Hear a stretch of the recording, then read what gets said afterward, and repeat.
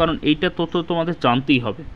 দেখো, পেহেলগাঁও জম্মু ও কাশ্মীরের একটি অত্যন্ত সুন্দর ও জনপ্রিয় পাহাড়ি পর্যটন কেন্দ্র। এটি হচ্ছে লিদার নদীর তীরে সমুদ্রপৃষ্ঠ থেকে প্রায় 2130 মিটার এবং ওয়েলকাম অল, তোমরা দেখছো তোমাদের প্রিয় চ্যানেল জাস্ট ওয়ান স্টেপ। যেহেতু জম্মু কাশ্মীর বর্তমানে খুবই একটা ট্রেন্ডিংয়ের ভিতরে আছে, সেই জন্য জম্মু কাশ্মীরের সমস্ত এমসিকিউ এবং পেহেলগাঁও সম্পর্কে আরও ইম্পর্টেন্ট তথ্য এবং পর্যটক কেন্দ্র সমস্ত কিছু কিন্তু ডিসক্রাইবভাবে কিন্তু আলোচনা করেছি এই ভিডিওতে। তাই ভিডিওটি স্কিপ না করে প্রথম থেকে শেষ পর্যন্ত দেখো। আর অবশ্যই আমার চ্যানেলে নতুন এসে থাকলে অবশ্যই চ্যানেলটিকে সাবস্ক্রাইব করে রাখো, বেল আইকনটি প্রেস করে রাখো। চলো শুরু করি সেই ইম্পর্টেন্ট জম্মু কাশ্মীর রাজ্য সম্পর্কে, এখন রাজ্য নয়, কেন্দ্রশাসিত অঞ্চল সম্পর্কে। দেখো, প্রথমেই বললাম যে জম্মু কাশ্মীর ভারতের একটি কেন্দ্রশাসিত অঞ্চল।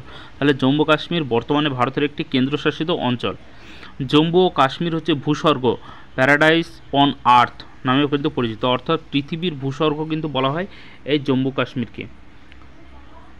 ঠিক আছে, এটি 2019 সালের 31শে অক্টোবর, কত সালে? 2019 সালের 31শে অক্টোবর কেন্দ্রশাসিত অঞ্চলে পরিণত হয়েছে। তাহলে কত সালে কেন্দ্রীয় শাসিত অঞ্চলে পরিণত হয়েছে? 2019 সালে 31শে অক্টোবর, যখন ভারতের সংবিধানের 370 অনুচ্ছেদ বাতিলের মাধ্যমে এই বিশেষ মর্যাদা প্রত্যাহার করা হয়। তাহলে কত অনুচ্ছেদ বাতিল হয়েছে? 370 ধারাটা কিন্তু বাতিল হয়েছে 2019 সালে 31শে অক্টোবর। এটা কিন্তু তোমাদের একদম পুরো মনে রাখবে, এই জন্য আমি বর্ডার করে দিয়েছি।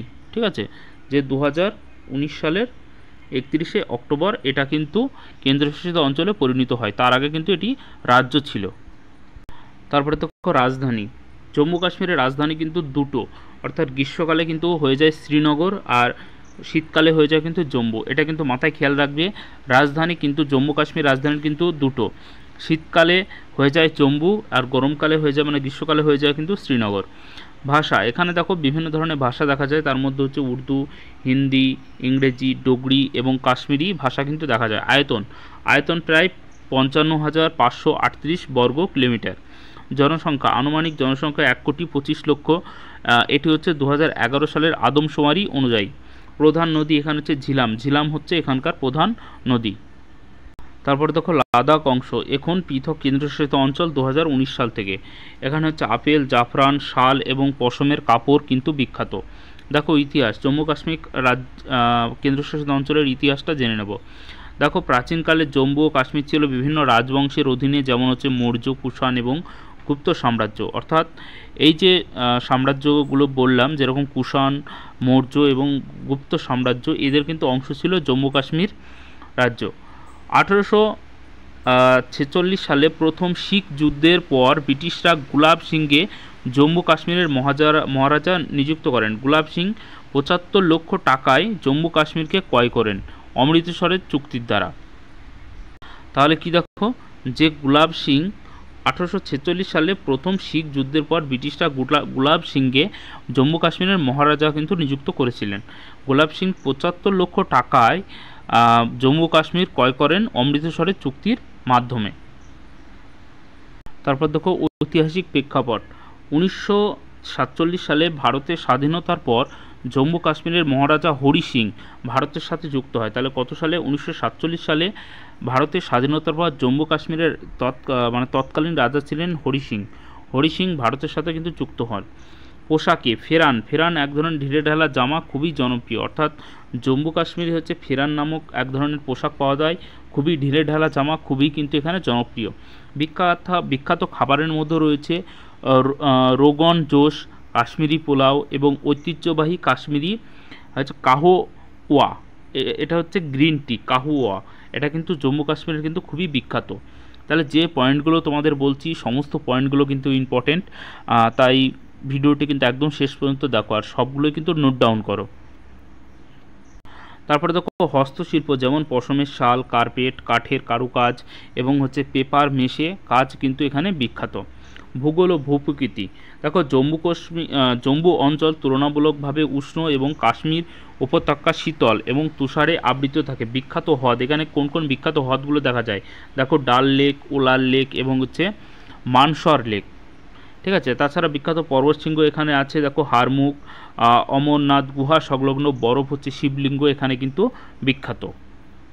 তারপরে দেখো বর্তমান এখানে একটি নির্বাচিত বিধানসভা কিন্তু নেই, কেন্দ্র শাসন চলছে, মানে লেফটেন্যান্ট গভর্নর দ্বারা পরিচালিত। উৎসব, এখানে বিভিন্ন ধরনের উৎসব পালন করা হয়। দেখুন ঈদ উল ফিতর,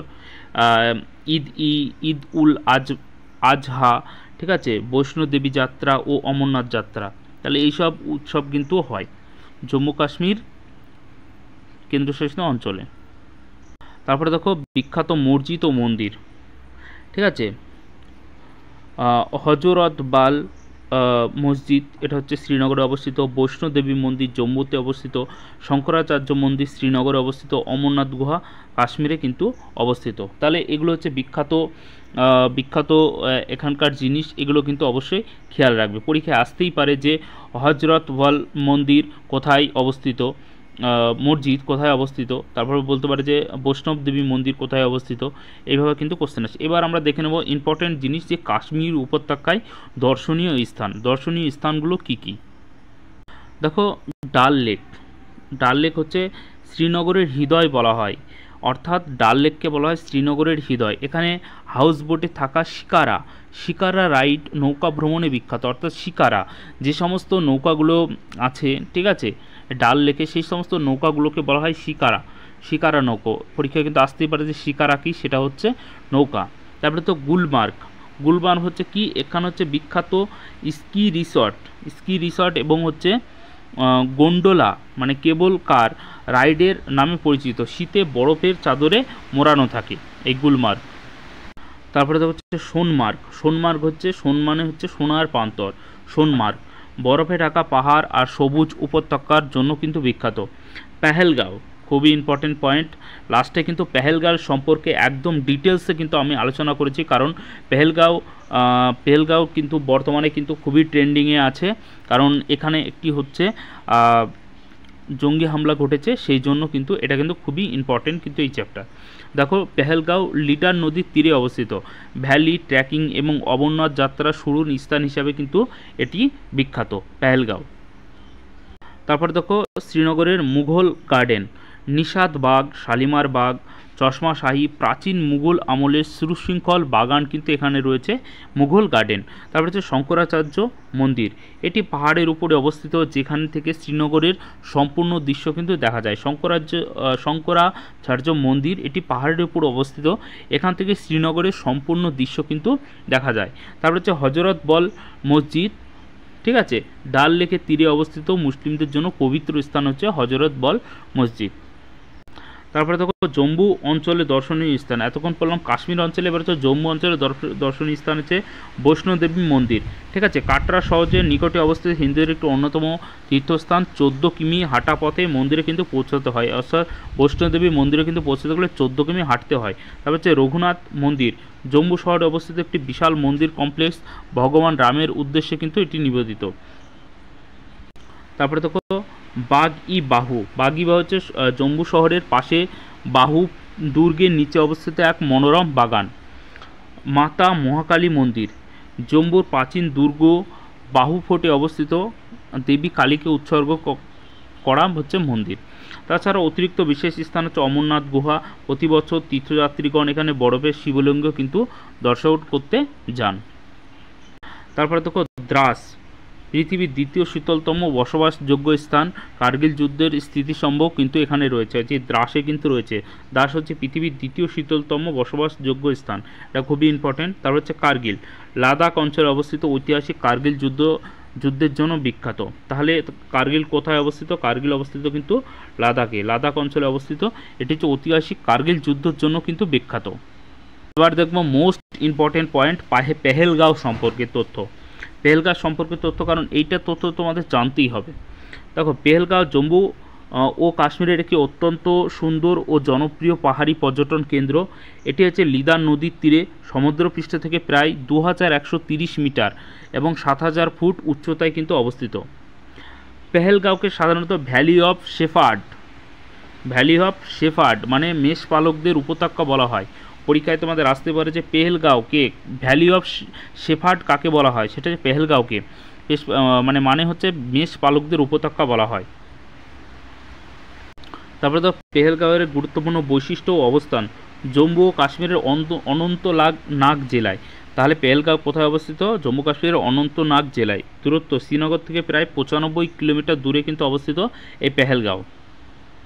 তারপরে দেখো প্রাকৃতিক সৌন্দর্য, সবুজ উপত্যকা, স্নিগ্ধ নদী, উঁচু উঁচু পাহাড় আর পাইন গাছের ঘন জঙ্গল পেহেলগাঁওকে স্বর্গীয় করে তুলেছে। আবহাওয়া গ্রীষ্মকালে অর্থাৎ মে থেকে আগস্ট মাস এখানকার আবহাওয়া খুবই মনোরম এবং ঠান্ডা থাকে। আর শীতকালে মানে নভেম্বর থেকে মার্চ মাস পর্যন্ত কিন্তু এখানে তুষারপাত হয় এই পেহেলগাঁওয়ে। তারপরে দেখো পেহেলগাঁওয়ে কী কী দেখতে পাওয়া যায়। আরু ভ্যালি, বেতাব ভ্যালি, চন্দনওয়ারি মানে অমরনাথ যাত্রা শুরুর পয়েন্ট চন্দনওয়ারি, শেষনাগ হ্রদ এবং হচ্ছে বোসরান মানে মিনি সুইজারল্যান্ড যাকে বলে, সেটা হচ্ছে বৈশরান। ঠিক আছে, এই বৈশরান কিন্তু এই পেহেলগাঁওয়ে অবস্থিত।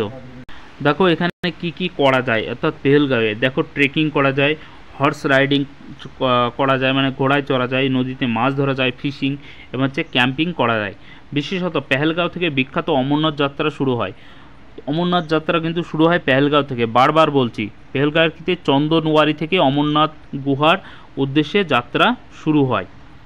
তাহলে চন্দনওয়ারি থেকে, সেটা কোথায়? পেহেলগাঁওয়ে কিন্তু অবস্থিত, বিখ্যাত অমরনাথ যাত্রা শুরু হয়। তারপরে দেখো অনেক বলিউড সিনেমা শুটিং কিন্তু এই পেহেলগাঁওয়ে হয়েছে, যেমন হচ্ছে বেতাব। বেতাব সিনেমাটি কিন্তু বেতাব ভ্যালির নামের কারণ হিসাবেই বেশি পরিচিত। তারপরে সেরা ভ্রমণের সময় দেখো এপ্রিল থেকে অক্টোবর মাস পর্যন্ত প্রকৃতির রঙিন লুক কিন্তু উপভোগের জন্য বিখ্যাত একটা সেরা ভ্রমণের সময় এপ্রিল থেকে অক্টোবর মাস। তারপরে ডিসেম্বর থেকে ফেব্রুয়ারি বরফে ঢাকা কিন্তু পেহেলগাঁও দেখতে চাইলে এখানে মানে যাওয়া যায়। তারপরে দেখো পেহেলগাঁও সম্পর্কে অতিরিক্ত কিছু তথ্য। দেখো পেহেলগাঁও আগে ছিল একটি ছোট্ট মেষপালক গ্রাম। এখন এটি একটি আধুনিক ট্যুরিস্ট ডেস্টিনেশন হয়ে উঠেছে, যেখানে বিলাসবহুল হোটেল ও রিসর্ট রয়েছে। লিডার নদী এখানে অত্যন্ত সুন্দর এবং স্বচ্ছ জলে কিন্তু প্রবাহিত হয়।